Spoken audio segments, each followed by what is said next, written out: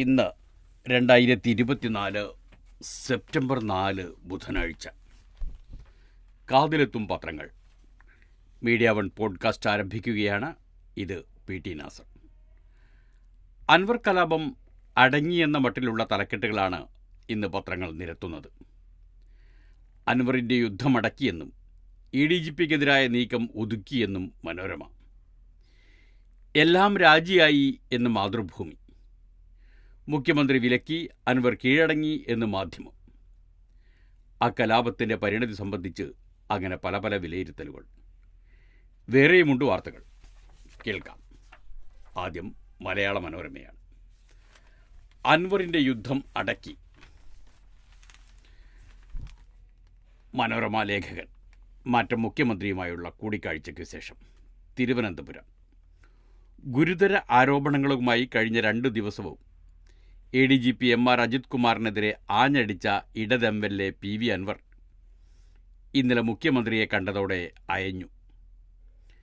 അന്വേഷണം അജിത് കുമാറിനെ മാറ്റി നിർത്തി വേണോ എന്ന കാര്യം മുഖ്യമന്ത്രിയും പാർട്ടിയും തീരുമാനിക്കട്ടെ എന്നാണ് കൂടിക്കാഴ്ചയ്ക്ക് ശേഷം അൻവർ പറഞ്ഞത്. മുഖ്യമന്ത്രിയുടെ പൊളിറ്റിക്കൽ സെക്രട്ടറിക്കെതിരായ ആരോപണങ്ങൾ ഉറച്ചു നിൽക്കുന്നുണ്ടോ എന്ന ചോദ്യത്തിന് വ്യക്തമായ മറുപടി നൽകിയതുമില്ല. ഉന്നയിച്ച ആരോപണങ്ങളുടെ തുടർച്ചയായി മുഖ്യമന്ത്രിക്ക് അൻവർ രേഖാമൂലം പരാതി നൽകി. അഴിമതിക്കാരായ ഉദ്യോഗസ്ഥർക്കെതിരെ നടപടി ആവശ്യപ്പെട്ട് KT ജലീൽ MLAയും മന്ത്രിയെ കണ്ടു. അജിത്തിനെ മാറ്റി നിർത്താനുള്ള അന്വേഷണം അൻവർ പരസ്യമായി ആവശ്യപ്പെടാതിരുന്നത് മുഖ്യമന്ത്രി വിലക്കിയതിനാലാണെന്ന് സൂചന.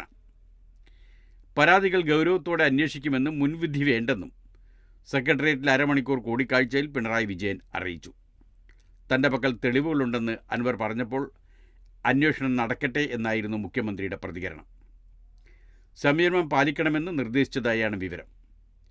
CPM സംസ്ഥാന സെക്രട്ടറി MV ഗോവിന്ദനും അൻവർ ഇന്ന് പരാതി നൽകും. ശശിക്കെതിരെ പാർട്ടിതല അന്വേഷണം വേണമെന്നാണ് ആവശ്യപ്പെടും.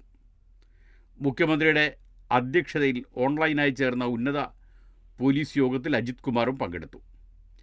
അജിത്തിന് ചുമതലയിൽ നിന്ന് നീക്കണമെന്ന് CPI യുവജന സംഘടന AAYF ആവശ്യപ്പെട്ടതോടെ ഇടതുമുന്നണിക്കുള്ളിലെ വിയോജിപ്പും പരസ്യമായി. ആരോപണ വിധേയനെ നീക്കാതെ അദ്ദേഹത്തിൻ്റെ കീഴുദ്യോഗസ്ഥരെ നിയോഗിച്ചുള്ള അന്വേഷണം പ്രഹസനമാണെന്ന് പ്രതിപക്ഷം കുറ്റപ്പെടുത്തി. ADGPക്കെതിരായ നീക്കം ഒതുക്കി. അതാണ് മനോരമയുടെ വാർത്തയുടെ അടുത്ത ഭാഗം. അജിത് കുമാറിനെ കാത്തത് മുഖ്യമന്ത്രി, ഒപ്പം ബാഹ്യ ഇടപെടലും. തിരുവനന്തപുരം. ഒരു ദിവസം മുഴുവൻ നീണ്ട നാടകീയതയ്ക്കും ചർച്ചകൾക്കുമൊടുവിൽ ADGP MR അജിത് കുമാറിനെ ക്രമസമാധാന ചുമതലയിൽ നിലനിർത്തിയത് മുഖ്യമന്ത്രി പിണറായി വിജയൻ്റെ തീരുമാനപ്രകാരം. സംസ്ഥാന പോലീസ് മേധാവി ഷെയ്ഖ് ദർവേസ് സാഹിബ് കടുത്ത വിയോജിപ്പ് അറിയിച്ചെങ്കിലും ഫലമുണ്ടായില്ല. PV അൻവർ അജിത്തിനെ ലക്ഷ്യമാക്കി തൊടുത്ത ആരോപണങ്ങൾ പൊളിറ്റിക്കൽ സെക്രട്ടറി P ശശി വഴി ആത്യന്തികമായി മുഖ്യമന്ത്രിയിലേക്ക് തന്നെ എത്തുമെന്ന സാഹചര്യത്തിലാണ് കേട്ടുകേൾവി ഇല്ലാത്ത മട്ടിൽ അന്വേഷണ പ്രഹസനത്തിന് ഉത്തരവിട്ടത്. അജിത് കുമാറിന് വേണ്ടി രാഷ്ട്രീയ ബാഹ്യ ഇടപെടലുമുണ്ടായെന്നാണ് അറിവ്. SP സുജിത് ദാസിനെതിരെ അൻവർ ഉന്നയിച്ച ആരോപണം ഗൗരവമേറിയതാണെന്നും ഉടൻ സസ്പെൻഡ് ചെയ്യണമെന്നും ഇതേക്കുറിച്ച് അന്വേഷിച്ച തിരുവനന്തപുരം റേഞ്ച് DIG അജിത ബീഗം തിങ്കളാഴ്ച റിപ്പോർട്ട് നൽകിയിരുന്നു. വൈകിട്ട് 6ഓടെ DGPയെ മുഖ്യമന്ത്രി വിളിച്ച് ആരോപണങ്ങൾ മുതിർന്ന DGPയായ ഫയർഫോഴ്സ് മേധാവി K പത്മകുമാർ അന്വേഷിക്കട്ടെ എന്നായിരുന്നു പോലീസ് തലപ്പത്തെ പൊതുധാരണ. ദർവേസ് സാഹിബ് അന്വേഷിക്കണമെന്ന നിലപാടിലായി മുഖ്യമന്ത്രി. അങ്ങനെയെങ്കിൽ അന്വേഷണം പൂർത്തിയാകും വരെ അജിത്തിനെ മാറ്റി നിർത്തണമെന്ന DGPയുടെ നിർദ്ദേശം വിലപ്പോയില്ല. സുജിത്തിനെ സസ്പെൻഡ് ചെയ്യാൻ സർക്കാർ തയ്യാറായെങ്കിലും അജിത്തിനെതിരെ നടപടിയെടുക്കാതെ സുജിത്തിനെ മാത്രം സസ്പെൻഡ് ചെയ്താൽ 2 തരം നീതിയാകുമെന്ന അഭിപ്രായമുയർന്നു. തുടർന്നാണ് അജിത്തിനെ മാറ്റാതെയും സുജിത്തിനെ സസ്പെൻഡ് ചെയ്യാതെയും രാത്രി 10ഓടെ അന്വേഷണ ഉത്തരവിറങ്ങിയത്.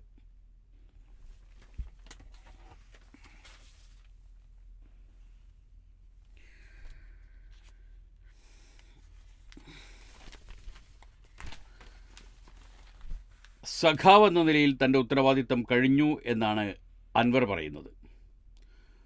മാതൃഭൂമിയിൽ നിന്ന് വായിക്കാം. ഒരു സഖാവ് എന്ന നിലക്കുള്ള ഉത്തരവാദിത്തം കൊണ്ടാണ് ഈ വിഷയത്തിലേക്ക് ഇറങ്ങിയതെന്നും കാര്യങ്ങളൊക്കെ മുഖ്യമന്ത്രിയുടെയും പാർട്ടി സെക്രട്ടറിയുടെയും ശ്രദ്ധയിൽ കൊണ്ടുവരുന്നതോടെ അത് അവസാനിക്കുന്നുവെന്നും PV അൻവർ. മുഖ്യമന്ത്രിയെ കണ്ട ശേഷം മാധ്യമപ്രവർത്തകരോട് സംസാരിക്കുകയായിരുന്നു അദ്ദേഹം. താൻ ഉന്നയിച്ചത് ജനങ്ങൾ അഭിമുഖീകരിക്കുന്ന പ്രശ്നങ്ങളാണ്. ഒരു കമ്മ്യൂണിസ്റ്റ് സർക്കാരിന് അത് പരിഗണിക്കേണ്ടി വരും.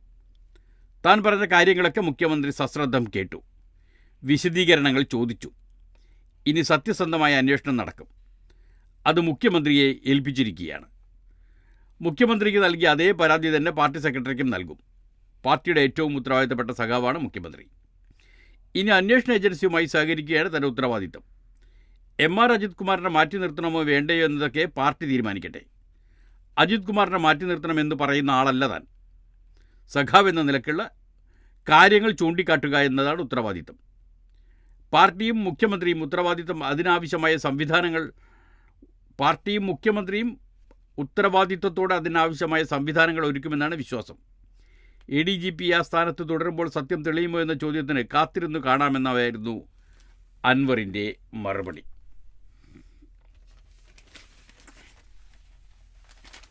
അവിടെ എത്തി നിൽക്കുന്നു ആ കലാപം. പോർബന്തറിൽ കോപ്റ്റർ അപകടം. മലയാളി തീരസേന പൈലറ്റ് മരിച്ചു. രക്ഷാപ്രവർത്തനത്തിനിടെ ഹെലികോപ്റ്റർ കടലിൽ വീണതാണ്. ന്യൂഡൽഹി, മാവേലിക്കര, 2 സ്ഥലത്തു നിന്നുമായിട്ടുള്ള റിപ്പോർട്ടാണ് മനോരമയിൽ. ഗുജറാത്തിലെ പോർബന്തറിൽ ദുരിതാശ്വാസ പ്രവർത്തനങ്ങളുടെ ഭാഗമായിരുന്ന തീരസേനയുടെ കോസ്റ്റ് ഗാർഡിൻ്റെ ഹെലികോപ്റ്റർ അപകടത്തിൽപ്പെട്ട് മലയാളി പൈലറ്റ് മരിച്ചു. Senior deputy commandant, Alappuzha Kandiyoor Parakkadavu നന്ദനത്തിൽ വിപിൻ ബാബു, 39 വയസ്സാണ്. വിപിൻ ബാബുവാണ് മരിച്ചത്. കാണാതായ കോ പൈലറ്റിനും മുങ്ങൽ വിദഗ്ധന് വേണ്ടി തെരച്ചിൽ ഊർജിതമാക്കി. മറ്റൊരു മുങ്ങൽ വിദഗ്ധൻ രക്ഷപ്പെട്ടു. ഗുജറാത്തിലെ കനത്ത മഴയിലും ചുഴലിക്കാറ്റിലും രക്ഷാപ്രവർത്തനത്തിനായിരുന്ന അഡ്വാൻസ്ഡ് ലൈറ്റ് ഹെലികോപ്റ്ററാണ് തിങ്കളാഴ്ച രാത്രി നിയന്ത്രണം വിട്ട് കടലിൽ വീണത്. പോർബന്തർ തീരത്തു നിന്ന് 45 കിലോമീറ്റർ കടലിൽ ഹരിലീല എന്ന എണ്ണക്കപ്പലിലെ ജീവനക്കാരെ രക്ഷിക്കാനാണ് ക്യാപ്റ്റൻ പുറപ്പെട്ടത്. എൻഫോഴ്സ്മെൻറ്റ് റിട്ടയർഡ് ഉദ്യോഗസ്ഥൻ പരേതനായ RC ബാബുവിൻ്റെയും ശ്രീലത ബാബുവിൻ്റെയും മകനാണ് വിപിൻ. ഭാര്യ പാലക്കാട് പുത്തൻവീട്ടിൽ മേജർ ശില്പ, മിലിറ്ററി നഴ്സാണ്. ഡൽഹിയിലാണ് അവർ. മകൻ സെനിത്ത്, 5 വയസ്സ്. കുടുംബസമേതം ഡൽഹിയിൽ താമസിക്കുന്ന വിപിൻ 3 മാസം മുമ്പ് നാട്ടിലെത്തിയിരുന്നു. പോർബന്തറിൽ നിന്ന് അഹമ്മദാബാദിലെത്തിക്കുന്ന മൃതദേഹം ഇന്ന് പുലർച്ചെ നെടുമ്പാശ്ശേരി കൊണ്ടുവരും. സംസ്കാരം ഇന്നുച്ചയ്ക്ക് 1-ന് വീട്ടുവളപ്പിൽ. പശുക്കടത്ത് സംശയിച്ച് ഹരിയാനയിൽ +2 വിദ്യാർത്ഥിയെ വെടിവെച്ചു കൊന്നു. മലയാള മനോരമയിൽ നിന്നാണ് വാർത്ത. ഫരീദാബാദ്. ഹരിയാനയിൽ പശുക്കടത്ത് സംശയിച്ച് +2 വിദ്യാർത്ഥിയെ പിന്തുടർന്ന് വെടിവെച്ചു കൊന്ന സംഭവത്തിൽ 5 പേർ അറസ്റ്റിൽ. ഓഗസ്റ്റ് 23-നായിരുന്നു സംഭവം. സുഹൃത്തുക്കളായ ഹർഷിത്, ഷാങ്കി എന്നിവർക്കൊപ്പം കാറിൽ സഞ്ചരിക്കുകയായിരുന്ന ആര്യൻ മിശ്രയാണ് കൊല്ലപ്പെട്ടത്. 30 കിലോമീറ്ററോളം അവരെ പിന്തുടർന്ന സംഘം ഡൽഹി ആഗ്ര ദേശീയപാതയിൽ പൽവലിൽ വെച്ചാണ് വെടിതീർത്തത്. പശുക്കടത്ത് നടക്കുന്നതായി വിവരം ലഭിച്ചതിനെ തുടർന്നാണ് സ്ഥലത്തെത്തിയതെന്നും കാർ നിർത്താതെ പോയതോടെ പിന്തുടർന്നുവെന്നും ഇവർ പോലീസിനോട് പറഞ്ഞു. 9 മാവോയിസ്റ്റുകളെ വധിച്ചു. ന്യൂഡൽഹി. ഛത്തീസ്ഗഡിലെ ബസ്തർ മേഖലയിലെ ഏറ്റുമുട്ടലിൽ 9 മാവോയിസ്റ്റുകളെ സുരക്ഷാ സേന വധിച്ചു. 6 പേർ സ്ത്രീകളാണ്. ദന്തേവാഡ ബിജാപൂർ ജില്ലാ അതിർത്തിയോട് ചേർന്നുള്ള വനത്തിൽ ചൊവ്വാഴ്ച രാത്രിയിലായിരുന്നു സംഭവം. ജില്ലാ റിസർവ് ഗാർഡും CRPFും മേഖലയിൽ തിരച്ചിൽ നടത്തുന്നതിനിടെയാണ് ഏറ്റുമുട്ടലുണ്ടായത്. ബ്രിട്ടനിലെ ഇന്ത്യക്കാരൻ്റെ കൊലപാതകം, 5 കുട്ടികൾ അറസ്റ്റിൽ. ലണ്ടൻ. നായയുമായി പാർക്കിൽ നടക്കാനിറങ്ങിയ ഇന്ത്യക്കാരൻ മർദ്ദനമേറ്റ് മരിച്ച സംഭവത്തിൽ 3 പെൺകുട്ടികളും 2 ആൺകുട്ടികളും അറസ്റ്റിൽ. കിഴക്കൻ ഇംഗ്ലണ്ടിലെ ലെസ്റ്ററിന് സമീപം ഭീംസൺ കോലി, 80 വയസ്സാണത്. ആക്രമിക്കപ്പെട്ട സംഭവത്തിലാണ് 12 വയസ്സിനും 14 വയസ്സിനും ഇടയിലുള്ള പ്രായമുള്ള 5 കുട്ടികൾ അറസ്റ്റിലായത്. ബോൺസ്റ്റഡ് ടൗണിലെ ഫ്രാങ്ക്ലിൻ പാർക്കിൽ ഞായറാഴ്ചയായിരുന്നു കോലി ആക്രമിക്കപ്പെട്ടത്. പരിക്കേറ്റ നിലയിൽ കോലിയെ മക്കൾ കണ്ടെത്തുകയായിരുന്നു. പിറ്റേന്ന് ആശുപത്രിയിൽ മരിച്ചു. ഭാര്യയും 3 മക്കളുമുള്ള കോലി കുടുംബസമേതം 40 വർഷമായി ഇംഗ്ലണ്ടിലാണ് താമസം. അവിടെ തന്നെ അവസാനവും. കേസിൻ്റെ ഭാഗമായി സ്ഥാപനത്തിൽ ക്രൈംബ്രാഞ്ച് ഇട്ട താഴ് പൊളിച്ചു മോഷണം. അന്വേഷണത്തിൻ്റെ ഭാഗമായി ക്രൈംബ്രാഞ്ച് ഇട്ട താഴ് പൊളിച്ചിട്ട് മോഷണം. 1 ലക്ഷത്തോളം രൂപയുടെ വൈദ്യുതോപകരണങ്ങളും ചെമ്പ് കമ്പിയും നഷ്ടമായി എന്നാണ്. കോഴിക്കോട് നിന്നാണ് വാർത്ത. മലയാള മനോരമയിൽ 1-ാം പേജിൽ. ക്രൈംബ്രാഞ്ച് സാമ്പത്തിക കുറ്റാന്വേഷണ വിഭാഗം അന്വേഷണത്തിൻ്റെ ഭാഗമായി കേസെടുത്ത് പൂട്ടിയ ശേഷം തുടർ നടപടിക്ക് കലക്ടറുടെ കസ്റ്റഡിയിൽ നൽകിയ സ്ഥാപനത്തിൽ മോഷണം. കലക്ടറുടെ നിർദ്ദേശപ്രകാരം പൊതുമരാമത്ത് വിഭാഗം ഉദ്യോഗസ്ഥർ കഴിഞ്ഞ ദിവസം തെളിവെടുപ്പിനായി എത്തിയപ്പോഴാണ് വാതിലിൻ്റെ പൂട്ട് പൊളിച്ച് മോഷണം നടന്ന വിവരം അറിഞ്ഞത്. തൊണ്ടയാട് രാമനാട്ടുകര ദേശീയപാതയിൽ പാലാഴി ബൈപ്പാസിന് സമീപം കണ്ണൂർ അർബൻ നിധിയുടെ കണ്ണൂർ അർബൻ നിധിയുടെ കെട്ടിടത്തിൻ്റെ ഓഫീസിലാണ് മോഷണം. 1 ലക്ഷത്തോളം രൂപയുടെ വൈദ്യുതോപകരണങ്ങളും ചെമ്പുകമ്പിയും മോഷണം പോയതാണ് വിവരം. പന്തീരാങ്കാവ് പോലീസ് കേസെടുത്ത് അന്വേഷണം തുടങ്ങി. കോഴിക്കോട് റേഞ്ചിൻ്റെ അന്വേഷണത്തിലുള്ള 2023 കേസുമായി ബന്ധപ്പെട്ടാണ് കണ്ണൂർ അർബൻ നിധിയുടെ 4 മുറികൾ പരിശോധിച്ച് രേഖകൾ കണ്ടെടുത്തത്. തുടർന്ന് സ്ഥാപനം പൂട്ടി താക്കോൽ തൊട്ടടുത്ത പന്തീരാങ്കാവ് പോലീസ് സ്റ്റേഷനിൽ ഏൽപ്പിക്കുകയായിരുന്നു. കഴിഞ്ഞ മാസം 17-നാണ് സ്ഥാപനത്തിനകത്തെ വസ്തുക്കളുടെ പട്ടിക തയ്യാറാക്കി ക്രൈംബ്രാഞ്ച് ഉദ്യോഗസ്ഥർ കളക്ടർക്കും ബന്ധപ്പെട്ട ഉദ്യോഗസ്ഥർക്കും കൈമാറിയത്. തിങ്കളാഴ്ച കളക്ടറുടെ നിർദ്ദേശപ്രകാരം പൊതുമരാമത്ത് ഉദ്യോഗസ്ഥർ പന്തീരാങ്കാവ് സ്റ്റേഷനിൽ നിന്ന് താക്കോൽ വാങ്ങി പട്ടിക പരിശോധിക്കാനായി എത്തിയപ്പോഴാണ് വാതിലിൻ്റെ പൂട്ട് തകർത്തതായി കണ്ടെത്തിയത്. ക്രൈംബ്രാഞ്ച് ഉദ്യോഗസ്ഥർ മുറികൾ സീൽ ചെയ്യാതെ പൂട്ടിയെന്നാണ് സ്റ്റേഷനിലെ പോലീസ് ഉദ്യോഗസ്ഥർ പറയുന്നത്. സ്ഥാപനത്തിന് കാവൽ നിർത്താൻ ആവശ്യപ്പെട്ടിട്ടില്ലെന്നും അവർ പറയുന്നു. അതിനിടയിൽ നയതന്ത്ര ബാഗ് സ്കാൻ ചെയ്യാനാകുമോ എന്ന് സ്വർണ്ണക്കടത്ത് കേസിൽ സുപ്രീം കോടതി ചോദിച്ചിരിക്കുന്നു. ന്യൂഡൽഹി. നയതന്ത്ര പരിരക്ഷയുള്ള ബാഗേജുകൾ സ്കാൻ ചെയ്ത് പരിശോധിക്കാൻ നിയമനാധികാരമുണ്ടോ എന്ന് കേന്ദ്രത്തോട് സുപ്രീം കോടതി. പരിശോധിക്കാൻ സർക്കാർ ആഗ്രഹിക്കുന്നുവെങ്കിൽ എന്താണ് നടപടിക്രമമെന്നും ചോദിച്ചു. സ്വപ്ന സുരേഷ് പ്രതിയായ സ്വർണ്ണക്കടത്ത് കേസിൽ വിചാരണ കേരളത്തിൽ നിന്ന് ബാംഗ്ലൂരിലേക്ക് മാറ്റണമെന്ന ഇഡിയുടെ ഹർജി പരിഗണിക്കവെയാണ് ജസ്റ്റിസ് ഋഷികേശ് റോയ് അധ്യക്ഷനായ ബെഞ്ച് ചോദ്യം ഉന്നയിച്ചത്.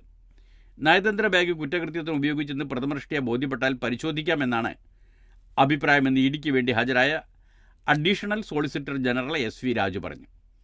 അത്തരത്തിൽ ഉപയോഗിക്കപ്പെട്ട് കഴിഞ്ഞാൽ അത് നയതന്ത്ര ബാഗ് അല്ലാതാകും. എന്നാൽ ഇക്കാര്യത്തിൽ കേന്ദ്ര നിർദ്ദേശം തേടിയ ശേഷം അറിയിക്കാമെന്നും പറഞ്ഞു. തുടർന്ന് കേസ് മറ്റൊരു ദിവസത്തേക്ക് മാറ്റിവെച്ചു. വിചാരണ കേരളത്തിന് പുറത്തേക്ക് മാറ്റണമെന്ന ഇഡിയുടെ ആവശ്യത്തെ സംസ്ഥാന സർക്കാർ എതിർത്തിരുന്നു.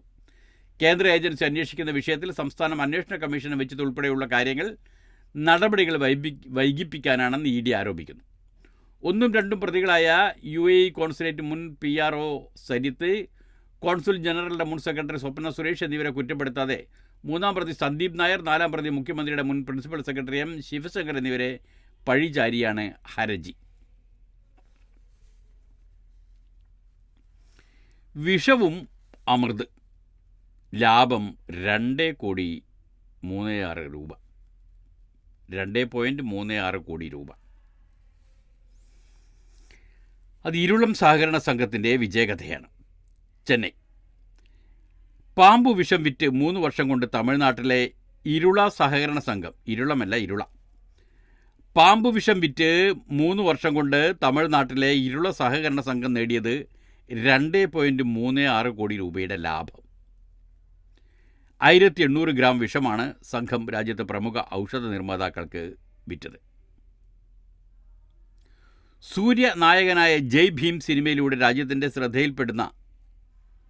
ശ്രദ്ധയിൽ വന്ന ഇരുള ഗോത്രവർഗ്ഗക്കാരുടെ ജീവനോപാധിയാണ് പാമ്പുപിടുത്തം.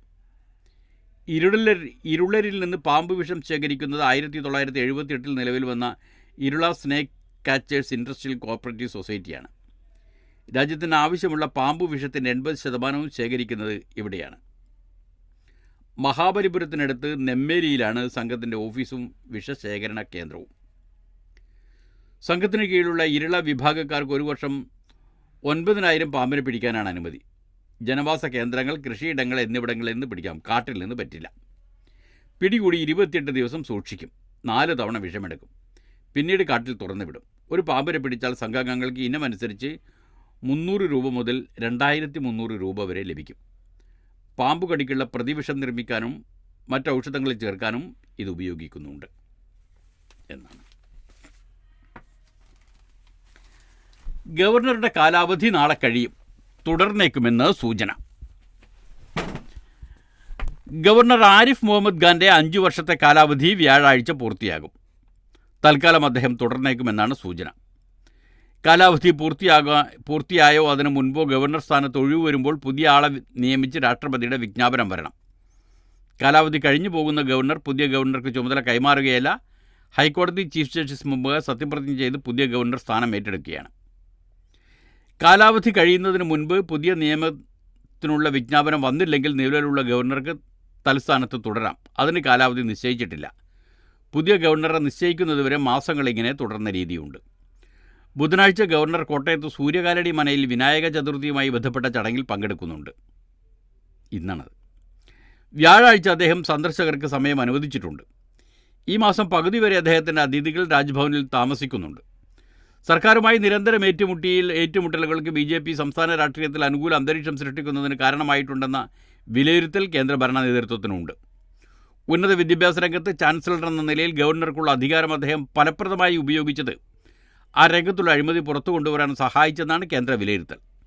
ചാൻസലർ സ്ഥാനത്ത് നിന്നും ഗവർണറെ മാറ്റിയ ബില്ലും വൈസ് ചാൻസലർമാരെ തിരഞ്ഞെടുക്കുന്നതിനുള്ള സമിതിയിൽ സർക്കാരിനുള്ള മേൽക്കൈ ലഭിക്കും വിധമുള്ള ബില്ലും സംബന്ധിച്ച കേസുകൾ സുപ്രീം കോടതിയുടെ പരിഗണനയിലാണ്. നിയമസഭ പാസാക്കിയ ബില്ലുകൾ ഗവർണർ പിടിച്ചുവെച്ചതിനെതിരെ സർക്കാർ നൽകിയ കേസുകളും സുപ്രീം കോടതിയിലുണ്ട്. പുതിയ ഗവർണർ വരുന്നത് ഈ കേസുകളുടെ നടത്തിപ്പിനെ ബാധിക്കുമെന്ന ആശങ്കയും കേന്ദ്രത്തിനുണ്ട്. സംസ്ഥാനത്ത് ഇതുവരെയും ഒരു ഗവർണർക്കും തുടർച്ച ലഭിച്ചിട്ടില്ല. പുതിയ നിയമനം ലഭിച്ചാൽ വീണ്ടും സത്യപ്രതിജ്ഞ ഉണ്ടാകും.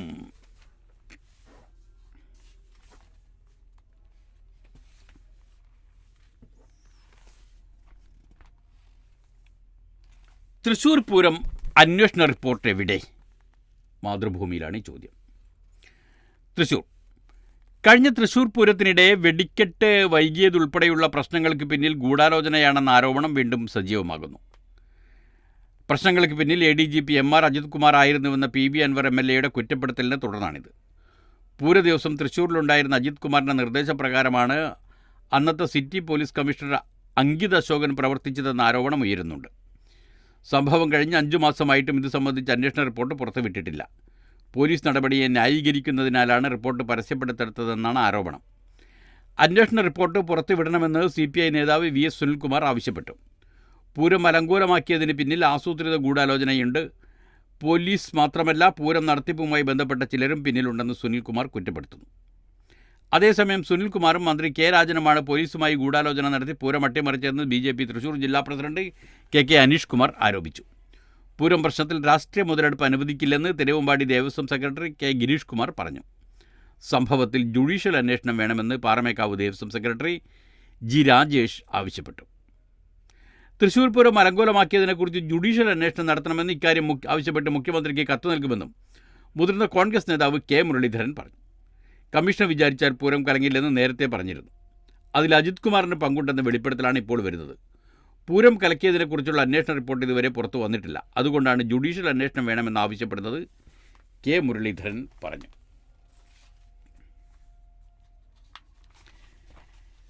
ജയിലിൽ കഴിയുന്ന മകന് കഞ്ചാവ് കൈമാറാനെത്തിയ അമ്മ അറസ്റ്റിൽ. പ്രതീക്ഷിച്ച പോലെ തൃശ്ശൂരിൽ നിന്നാണ് ആ വാർത്ത. വിയൂർ സെൻട്രൽ ജയിലിൽ കഴിയുന്ന മകനെ കൈമാറാൻ ഹാൻഡ് ബാഗിനുള്ളിൽ കഞ്ചാവുമായി എത്തിയ അമ്മ അറസ്റ്റിൽ. തിരുവനന്തപുരം കാട്ടാക്കട വീർണകാവ് പന്നിയോട് കുന്നിൽ ലത, 54 വയസ്സാണ് അവർക്ക്. ലതയാണ് അറസ്റ്റിലായത്. കാപ്പ നിയമപ്രകാരം വിയൂർ ജയിലിൽ കഴിയുന്ന ഹരികൃഷ്ണൻ എന്ന പ്രതിയുടെ അമ്മയാണ് ലത. മകനെ സന്ദർശിക്കാനെത്തുമ്പോൾ ലത രഹസ്യമായി കഞ്ചാവ് കൈമാറുന്നുണ്ടെന്ന ജയിൽ അധികൃതർക്ക് നേരത്തെ വിവരം ലഭിച്ചിരുന്നു. ജയിലിലേക്ക് കഞ്ചാവ് എത്തിക്കാൻ പല പ്രതികളും സ്ത്രീകളെ കാരിയർമാരാക്കുന്നുവെന്ന് ജയിൽ വകുപ്പിന് വിവരം ലഭിച്ചിരുന്നു. ഇത് പ്രകാരം കോലഴി എക്സ്ചേഞ്ച് റേഞ്ച് അധികൃതർ ലതയുടെ ബാഗ് പരിശോധിച്ചപ്പോൾ 80 ഗ്രാം കഞ്ചാവ് കണ്ടെടുത്തു. അസിസ്റ്റന്റ് ഇൻസ്പെക്ടർ KM സജീവൻ്റെ നേതൃത്വത്തിലുള്ള സംഘമാണ് പ്രതിയെ പിടികൂടിയത്. നല്ലൊരമ്മ എന്നും പറയാമെന്ന് തോന്നുന്നു. മകനെ കൈവിട്ടില്ലല്ലോ. വൈത്തിരി താലൂക്കിൽ ബാങ്കുകളുടെ ജപ്തി സർക്കാർ തടഞ്ഞു. തിരുവനന്തപുരം വയനാട് ജില്ലയിലെ ചൂരൽമല ഉൾപ്പെടെ ഉരുൾപൊട്ടൽ പ്രദേശത്ത് ഉൾപ്പെടുന്ന വൈത്തിരി താലൂക്കിലെ വായ്പകളിന്മേലുള്ള റവന്യൂ റിക്കവറി നടപടികൾക്ക് സർക്കാർ മൊറട്ടോറിയം പ്രഖ്യാപിച്ചതായി മന്ത്രി K രാജൻ അറിയിച്ചു. ഒരറിയിപ്പുണ്ടാകുന്നതുവരെ ജപ്തി നടപടികൾ നിർത്തിവെക്കാനാണ് സർക്കാർ ഉത്തരവ്. ജൂലൈയിൽ നിയമസഭ പാസാക്കിയ കേരള റവന്യൂ റിക്കവറി ഭേദഗതി നിയമത്തിൻ്റെ അടിസ്ഥാനത്തിലാണ് സർക്കാർ മൊറട്ടോറിയം പ്രഖ്യാപിച്ചത്.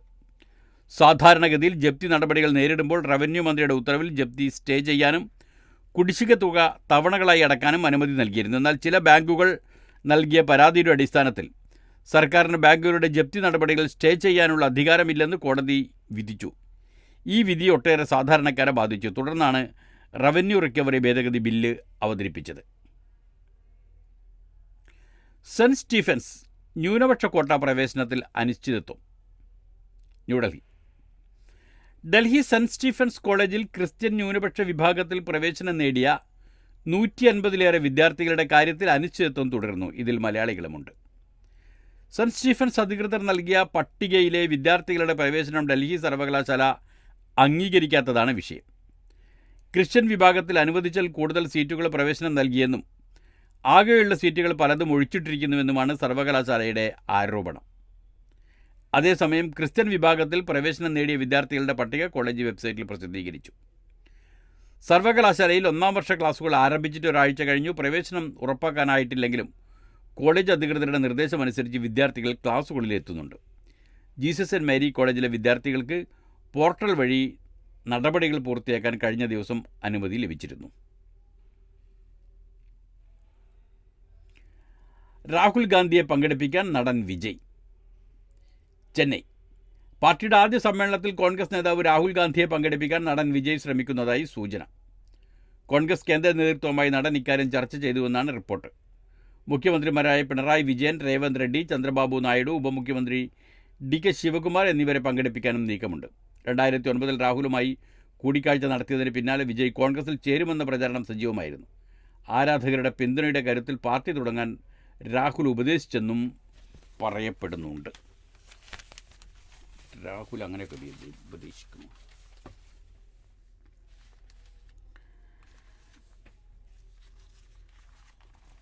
ഇൻഷുറൻസ് കമ്പനി ഏജൻസി ഓഫീസിൽ തീപിടുത്തം. യുവതി ഉൾപ്പെടെ 2 പേർ മരിച്ചു. ദുരൂഹത. തിരുവനന്തപുരം. പാപ്പനംകോട് ജംഗ്ഷന് സമീപം ഇൻഷുറൻസ് കമ്പനിയുടെ ഏജന്റ് പോർട്ടൽ ഓഫീസിൽ ദുരൂഹ സാഹചര്യത്തിൽ തീപിടിച്ചു. 2 പേർ മരിച്ചു. ന്യൂ ഇന്ത്യ അഷുറൻസ് കമ്പനിയുടെ ഏജൻസി ഓഫീസിലെ ജീവനക്കാരി പാപ്പനംകോട് ശ്രീരാഗം റോഡിൽ ദിക്കുവലിക്കളത്തിന് സമീപം ശിവപ്രസാദത്തിൽ താമസിക്കുന്ന VS വൈഷ്ണയും 34 വയസ്സാണ് അവർ.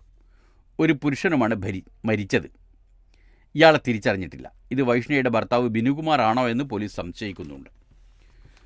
ഉച്ചയ്ക്ക് 1:30യോടെയാണ് ഇരുനില കെട്ടിടത്തിൻ്റെ മുകൾ നിലയിലെ ഓഫീസിൽ പൊട്ടിത്തെറിയും പുകയും തീയും പടർന്നത്. സമീപത്തെ കടകളിൽ ഉണ്ടായിരുന്നവർ ഇറങ്ങി ഓടി. കനത്ത പുക കാരണം ആർക്കും അടുക്കാനായില്ല. അഗ്നിരക്ഷാ സേന എത്തി തീ കെടുത്തിയ ശേഷമാണ് പോലീസ് അകത്ത് കയറിയത്. 2 മൃതദേഹങ്ങൾ കത്തിക്കരിഞ്ഞ നിലയിൽ കണ്ടെത്തി. ഇതിലൊന്ന് വൈഷ്ണവയാണെന്ന് തിരിച്ചറിഞ്ഞു. മൃതദേഹങ്ങൾ മെഡിക്കൽ കോളേജ് ആശുപത്രിയിലേക്ക് മാറ്റി ഇന്ന് പോസ്റ്റ്മോർട്ടം നടത്തും. രണ്ടാമത്തെയാളെ തിരിച്ചറിയാൻ DNA പരിശോധന നടത്തും. ആദ്യ ഭർത്താവുമായി പിരിഞ്ഞു കഴിയുകയായിരുന്ന വൈഷ്ണവയോടൊപ്പം 4 വർഷം മുമ്പാണ് പള്ളിച്ചൽ മൊട്ടമൂട് ചെമ്മണ്ണൂർ കുഴി ശിവശക്തിയിൽ ബിനുകുമാർ താമസം ആരംഭിച്ചതെന്ന് പോലീസ് പറഞ്ഞു. ഡ്രൈവറായ ബിനു ഉപദ്രവിക്കുന്നത് പതിവായതോടെ ഇയാളുമായും അകന്നു കഴിയുകയായിരുന്നു. ഇയാൾ ഇടയ്ക്കിടെ ഓഫീസിലെത്തി വഴക്കിടുന്നത് സംബന്ധിച്ച് 6 മാസം മുമ്പ് വൈഷ്ണ നേമം പോലീസിൽ പരാതി നൽകിയിരുന്നു. അതങ്ങനെയൊരു ജീവിതം തീയിലവസാനിച്ചു. കാണാതായ അധ്യാപകൻ ബേപ്പൂരിൽ മരിച്ച നിലയിൽ. തേഞ്ഞിപ്പലം. അമ്മയ്ക്കൊപ്പം ഓട്ടോറിക്ഷയിൽ സഹോദരിയുടെ വീട്ടിലേക്ക് പോകുമ്പോൾ കല്യാണ ചടങ്ങിൽ പങ്കെടുക്കാനുണ്ടെന്ന് പറഞ്ഞ് വഴിയിലിറങ്ങിയ അധ്യാപകനെ 3-ാം ദിവസം ബേപ്പൂർ തുറമുഖത്തിനടുത്ത് മരിച്ച നിലയിൽ കണ്ടെത്തി. തേഞ്ഞിപ്പലം ചെനക്കലങ്ങാടിക്ക് അടുത്ത അരിപ്പാറ പടിക്കലിൽ വീട്ടിൽ കാർത്യായനിയുടെയും പരേതനായ കരുണാകരൻ്റെയും മകൻ P. പ്രശാന്ത്. 51 വയസ്സാണ് പ്രശാന്താണ് മരിച്ചത്. തെയ്യാലിങ്ങൽ SAM ഹയർ സെക്കൻഡറി സ്കൂളിലെ അധ്യാപകനാണ്. ഞായറാഴ്ച ഉച്ചയ്ക്ക് അമ്മയ്ക്കൊപ്പം സഹോദരി സുമയുടെ വള്ളിക്കുന്ന് ആനങ്ങാടിയിലെ വീട്ടിലേക്ക് പുറപ്പെട്ടതായിരുന്നു. ഒലിപ്രംകടവ് പാലത്തിനടുത്താണ് ഇറങ്ങിയത്. പിന്നീട് വിവരമൊന്നും ലഭിക്കാതായതോടെ പിറ്റേന്ന് ഉച്ചയ്ക്ക് തെഞ്ഞിപ്പലം പോലീസിൽ പരാതി നൽകി. ഇന്നലെ ഉച്ച കഴിഞ്ഞാണ് ബേപ്പൂർ തുറമുഖത്തിനകത്ത് മൃതദേഹം അടിഞ്ഞത് ശ്രദ്ധയിൽപ്പെട്ടത്. കോഴിക്കോട് മെഡിക്കൽ കോളേജ് ആശുപത്രി മോർച്ചറിയിലേക്ക് മാറ്റി. ഇന്ന് പോസ്റ്റ്മോർട്ടത്തിന് ശേഷം ബന്ധുക്കൾ ഏറ്റുവാങ്ങി സംസ്കാരം നടത്തും. വിവാഹമോചിതനാണ് മകൻ ആദിത്യൻ. വിദേശികളെന്ന് വിധി. 28 ബംഗാളി മുസ്ലിങ്ങൾ ട്രാൻസിസ്റ്റ് ക്യാമ്പിൽ. കൊൽക്കത്ത. അസമിൽ 28 ബംഗാളി മുസ്ലിങ്ങളെ നാടുകടത്തുന്നതിൻ്റെ ഭാഗമായി ട്രാൻസിസ്റ്റ് ക്യാമ്പിലേക്ക് മാറ്റി. ഇവർ വിദേശികളാണെന്ന് ഫോറിനേഴ്സ് ട്രൈബ്യൂണൽ വിധി പറഞ്ഞിരുന്നു. 19 പുരുഷന്മാരും 9 സ്ത്രീകളുമാണ്. ഹൈക്കോടതി വിധിയെ തുടർന്ന് ജാമ്യം ലഭിച്ച ഇവരെ ഗോൽപ്പാറ ജില്ലയിലെ മാദ്യ ട്രാൻസിസ്റ്റ് ക്യാമ്പിലാണ് എത്തിച്ചത്. അതേസമയം ദേശീയ പൗരത്വ പട്ടിക നടപ്പാക്കണമെന്ന നിയമവിരുദ്ധമാണ് നാട് കടത്തുന്നത് ഒഴിവാക്കണമെന്ന് ബന്ധുക്കൾ ആവശ്യപ്പെട്ടു. ദേശീയ പൗരത്വ പട്ടിക നടപ്പാക്കണമെന്നും നിയമവിരുദ്ധമായി നാടുകടത്തുന്നത് ഒഴിവാക്കണമെന്നും ബന്ധുക്കൾ ആവശ്യപ്പെട്ടു. അസമിൽ നിയമവിരുദ്ധമായി താമസിക്കുന്നവരെ കണ്ടെത്തുന്നതിനാണ് ഫോറിനേഴ്സ് ട്രൈബ്യൂണൽ സ്ഥാപിച്ചത്. വിദേശികളെന്ന് സംശയിക്കുന്ന 11,95,070 ഡി വോട്ടർമാരിൽ 5,44,011 പേരെ വിദേശികളായി ട്രൈബ്യൂണൽ കണ്ടെത്തിയിരുന്നു. ഗസയിൽ വാക്സിനേഷന് പിന്നാലെ ഇസ്രായേൽ ആക്രമണം, 33 മരണം. മനോരമയിൽ നിന്നാണ് ഈ വാർത്ത. വെസ്റ്റ് ബാങ്കിൽ രണ്ട് പലസ്തീൻ കുട്ടികളെ വെടിവെച്ചു കൊന്നു. ഗസ. വടക്കൻ ഗാസയിലെ ജബാലിയയിൽ ഇസ്രായേൽ നടത്തിയ ബോംബാക്രമണത്തിൽ അഭയകേന്ദ്രമായ സ്കൂളിന് മുന്നിൽ ഭക്ഷണത്തിന് വരി നിന്ന് 8 പലസ്തീൻകാർ കൊല്ലപ്പെട്ടു. പോളിയോ വാക്സിനേഷന്റെ 3-ാം ദിനമായി ഇന്നലെ വെടിനിർത്തൽ സമയപരിധി അവസാനിച്ചതിന് തൊട്ടു പിന്നാലെ മധ്യഗാസയിൽ ബോംബാക്രമണം പുനരാരംഭിച്ചു. തെക്കൻ ഗസയിലെ റഫേൽ 4 സ്ത്രീകളും ഗസ സിറ്റിയിൽ അൽ-അഹ്ലി അറബ് ആശുപത്രിക്ക് സമീപം 8 പേരും കൊല്ലപ്പെട്ടു. ഇതുൾപ്പെടെ 24 മണിക്കൂറിനുള്ളിൽ 33 പലസ്തീൻകാരാണ് കൊല്ലപ്പെട്ടത്. കൊല്ലപ്പെട്ടവരിൽ ഹമാസിന്റെ സീനിയർ കമാൻഡറുണ്ടെന്ന് ഇസ്രായേൽ സൈന്യം അവകാശപ്പെട്ടു. ഗസയിലെ ഇസ്രായേൽ ആക്രമണത്തിൽ ഇതുവരെ 40,819 പലസ്തീൻകാർ കൊല്ലപ്പെട്ടു. 94,291 പേർക്ക് പരിക്കേറ്റു. വെസ്റ്റ് ബാങ്കിലെ തുൽക്കരിമിൽ 14 വയസ്സുള്ള ആൺകുട്ടിയും 16 വയസ്സുള്ള പെൺകുട്ടിയും ഇസ്രായേൽ സൈന്യം വെടിവെച്ചു കൊന്നു. ജനീനിലും ആക്രമണം തുടരുന്നു. മാർപ്പാപ്പയ്ക്ക് ജക്കാർത്തയിൽ ആവേശോജ്വല സ്വീകരണം. ജക്കാർത്ത. സ്ഥാനമേറ്റ ശേഷമുള്ള ഏറ്റവും ദൈർഘ്യമേറിയ വിദേശ സന്ദർശനത്തിന് ജക്കാർത്തയിൽ തുടക്കമിട്ട ഫ്രാൻസിസ് മാർപ്പാപ്പയ്ക്ക് ആവേശോജ്വലമായ സ്വീകരണം. പ്രത്യേക വിമാനത്തിൽ തലസ്ഥാന നഗരത്തിലിറങ്ങിയ മാർപ്പാപ്പയെ ഇന്തോനേഷ്യൻ പരമ്പരാഗത വേഷം ധരിച്ച് കുട്ടികൾ പൂക്കൾ നൽകി സ്വീകരിച്ചു. കാറിൽ വത്തിക്കാൻ എംബസിയിലേക്കുള്ള യാത്രയിൽ ഉടനീളം റോഡരികിൽ കാത്തുനിന്ന ജനങ്ങളെ അദ്ദേഹം അഭിവാദ്യം ചെയ്തു. ആദ്യ ദിനം വിശ്രമമാണ് നിശ്ചയിച്ചിരുന്നതെങ്കിലും ഇന്തോനേഷ്യൻ അഭയാർത്ഥികളുമായി അനൗദ്യോഗിക കൂടിക്കാഴ്ച നടത്തി. ശ്രീലങ്ക, സോമാലിയ, മ്യാൻമർ അഭയാർത്ഥികളുടെ പ്രതിനിധികളാണ് കാണാനെത്തിയത്. യുക്രൈനിൽ റഷ്യൻ മിസൈൽ ആക്രമണത്തിൽ 47 മരണം. കീവ്. യുക്രൈൻ നഗരമായ പോൾട്ടാവയിൽ റഷ്യ നടത്തിയ മിസൈൽ ആക്രമണത്തിൽ 47 പേർ കൊല്ലപ്പെട്ടു. 206 പേർക്ക് പരിക്കേറ്റു. സൈനിക കേന്ദ്രത്തിന് സമീപത്തെ ആശുപത്രിയിലാണ് ആക്രമണമുണ്ടായത്. കീവിൽ നിന്ന് 350 കിലോമീറ്റർ അകലെയാണിത്. റഷ്യൻ അതിർത്തിയോട് ചേർന്ന ഹർക്കീവ് നഗരത്തെ കീവുമായി ബന്ധിപ്പിക്കുന്ന റെയിൽപാതയും ഹൈവേയും കടന്നു പോകുന്നത് പോൾട്ടാവയിലൂടെയാണ്. കൂടുതൽ സൈനിക സഹായം നൽകണമെന്നും ആയുധങ്ങൾ ഉപയോഗിക്കുന്നതിൽ നിയന്ത്രണങ്ങൾ ഒഴിവാക്കണമെന്നും പ്രസിഡന്റ് വ്ളാഡിമിർ സെലസ്കി യുഎസിനോടും യൂറോപ്യൻ രാജ്യങ്ങളോടും ആവശ്യപ്പെട്ടു.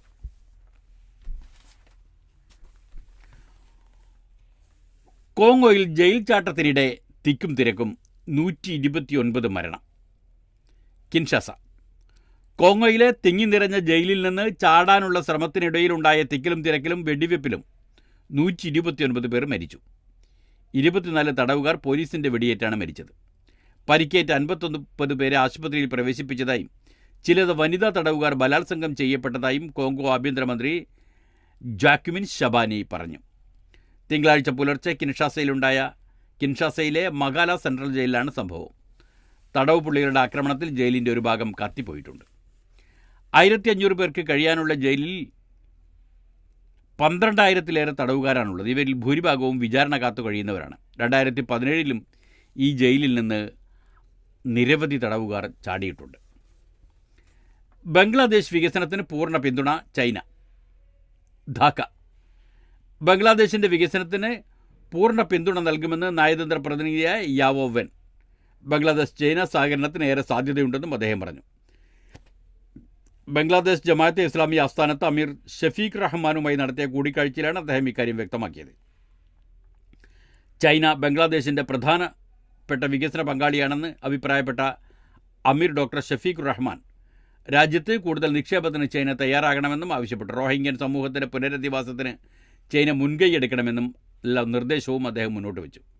ജമാഅത്തെ ഇസ്ലാമി അസിസ്റ്റന്റ് അമീറും മുൻ എംപിയുമായ professor Mujibur Rahman, doctor Syed Abdullah Muhammad Taher, secretary ജനറലും മുൻ എംപിയുമായ professor Mia Golam Parwar, assistant secretary general Maulana ATM Azlum, Maulana Rafiqul Islam എന്നിവരും യോഗത്തിൽ പങ്കെടുത്തു. ഇസ്രായേൽ സൈന്യമെത്തിയാൽ ബന്ദികൾ ശവപ്പെട്ടിയിലാകും മടങ്ങുക എന്ന് ഹമാസിൻ്റെ മുന്നറിയിപ്പുമുണ്ട്. Gaza city. തങ്ങളുടെ തടങ്കൽ സ്ഥലങ്ങളിൽ ഇസ്രായേൽ സൈന്യം എത്തിയാൽ ബന്ദികളെ എന്തു ചെയ്യണമെന്നത് സംബന്ധിച്ച് പുതിയ നിർദ്ദേശം നൽകിയിട്ടുണ്ടെന്ന് ഹമാസ്. സൈനിക സമ്മർദ്ദത്തിൽ തടവുകാരെ വിട്ടയക്കണമെന്ന നെതന്യാഹുവിൻ്റെ നിർബന്ധം കാരണം ശവപ്പെട്ടികളിലായിരിക്കും ബന്ദികൾ മടങ്ങുകയെന്ന് ഹമാസിൻ്റെ സൈനിക വിഭാഗമായ അൽ ഖസാം ബ്രിഗേഡ് വക്താവ് അബൂ ഉബൈദ പറഞ്ഞതായി സിൻഹുവ വാർത്താ ഏജൻസി റിപ്പോർട്ട് ചെയ്തു.